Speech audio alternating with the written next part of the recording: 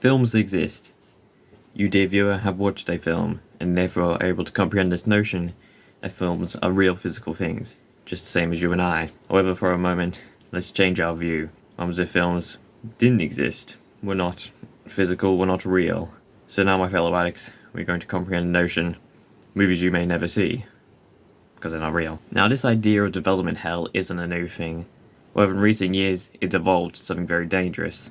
Now films can make it out of development hell and still get released, leaving cinephiles very happy that their adaptation of Senpai School Volume 3 will meet its Netflix release date, unfortunately. However, that's a whole lot of words. Very complicated, so let's simple it down. Metal Gear Solid. This is a real example of development hell, a movie you may never see, as originally announced in 2006 by Hideo Kojima when he was still attached to Metal Gear Solid and the franchise, set to be a direct adaptation of that first game. However, by 2010, Sony and Konami were just not invested enough, therefore it was put on indefinite hold, probably due to the fact that Konami was reaching a real high with Metal Gear Solid, and they would fear maybe a film could destroy that. And Sony didn't trust enough of video game adaptation to develop enough money into the project to make it a theatrical spectacle. Therefore, both parties were just investing in a bad film. Unfortunately, this project that was, doomed from the start was revived by Arrow Productions, production company you may know for making very bad video game adaptations. I don't need to list them, search them up yourself. Encompass my hands. However, they made slow progress. However, it's still progress. That was good. They hired a director, Jordan Vogt Roberts, and they eventually hired Oscar Isaac in late 2020 to play the role of Solid Snake. Now, such a casting is very odd, I'd say. You wouldn't look at Oscar Isaac and think, yeah, that looks like a hardened Solid Snake.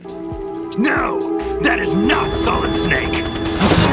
However, it matches a lot of Arrow Productions casting alongside Tom Holland. They're not bad actors, but they don't just really feel right for the role. However, recently it's been reported that Oscar Isaac left the project, but those are unconfirmed. But if you seriously look at the state of video game movies, you would understand why he would be jumping ship at this moment.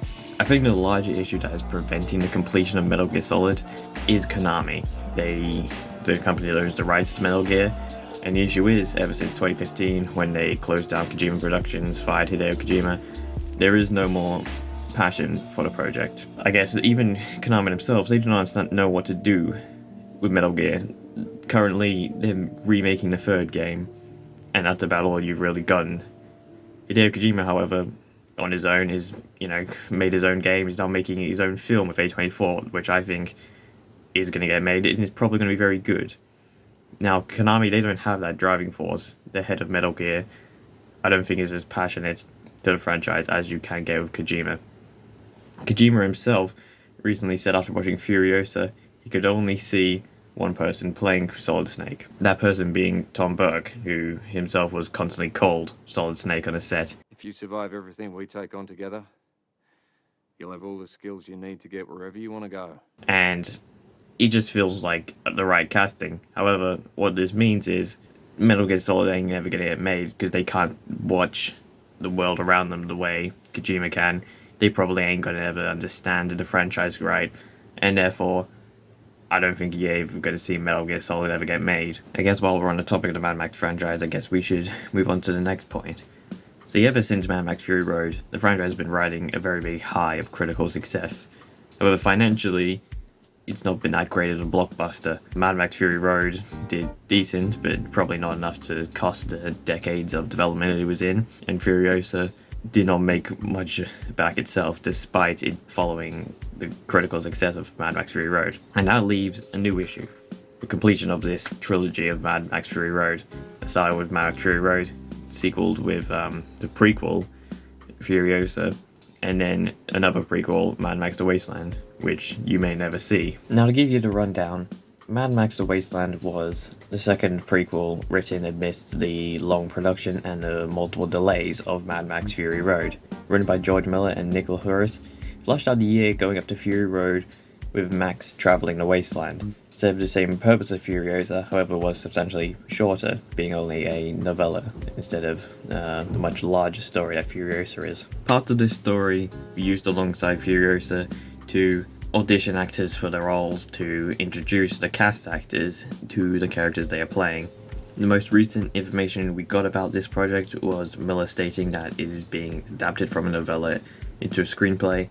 This is around the time of Furiosa's release, so it's unsure, since Furiosa's release and questionable box office, whether it would continue to be released into a film. As for what it would entail, Miller has described it as a year-long adventure of Max and a child and a mother traveling the wasteland, with a lot more action sequences but still being very focused on the character of Max. Beyond that, its creation has only been listed as long as everything lines up, which could mean many things. What I think is we might have to wait until at least the Oscars to see if this will be made into another film. Because even though Mad Max may not be financially viable at the time, making another film focused on Max after Oscar's successes of Furiosa could be a viable reason. There is another possibility, and that is that Mad Max The Wasteland is adapted into something else.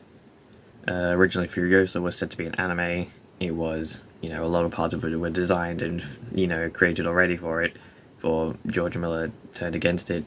It's possible Mad Max The Wasteland could be turned into an anime, could be turned into a video game even. But also there was a Mad Max video game, which kind of is another prequel to Fury Road. It contains characters from Furiosa, and I don't know if it's supposed to be the same story because it's got similar elements. And George Miller described that as not fully doing what he wanted because he left the project very early, and Warner Brothers just completed it on their own. So it's quite possible that we may never get to see it as a video game, but I doubt it will be ditched completely because George Miller's such a passionate person. He will get it made, no matter how long it takes. Similar to that of George Miller, Todd McFarlane wants to revitalize a franchise, that being Image Comics' Spawn. He announced in 2015 that he was going to be writing a reboot script, and in 2016 he said to have completed it, with the added bit of it's a larger script than you would usually expect, because McFarlane himself wanted to direct it, and he's added a little note for himself on how it would be filmed. Later we got the announcement that McFarlane would direct the film, and Blumhouse would produce it. However, since then, it's been really slow. It's currently still unknown if McFarlane's going to continue directing, especially since we've got many other revelations. First of all, Jamie Foxx was cast as the role of Spawn.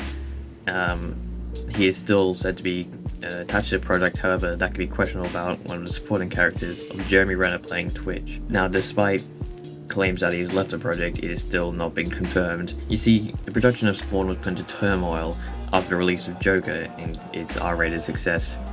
I believe it showed the filmmakers that they could do something more of this franchise than just a straight up reboot. Since then, many other writers were hired to adapt the script. These rewrites took a long time. Eventually they were completed in July of 2024 this year, with it being retitled as King Spawn, which is, I think, a very significant revelation. Firstly, Jason Blum still is focused on the idea that it's getting a 2025 release date, which I'm doubtful of, but if it does, it would mean it took a decade to create this film. However, what I think is more important from this announcement is the retitlement to King Spawn, as the comic line of King Spawn was described by Todd McFarlane. It ran alongside the Spawn line, however, it's not about Spawn being a king, it is about Spawn's place in a larger world. It also focused on a more darker tone. Now, if you transfer this to a film, it seems to be very different from the original Spawn film and from the original idea of the Spawn reboot. It seems we're going to be focusing on Spawn as a more, large-scale theatrical focus. It's also going to have a much darker tone, probably going to be focused on an R rating similar to Joker. However, will it be good? Don't know. The original was ass. Unfortunately, sports fans, that's all we got time for today. I could talk about more films that never got made. Talk about films that shouldn't have got made. Black Adam.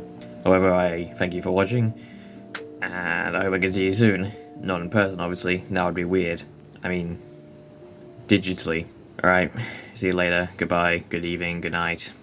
Subscribe, please. I need to feed my kids.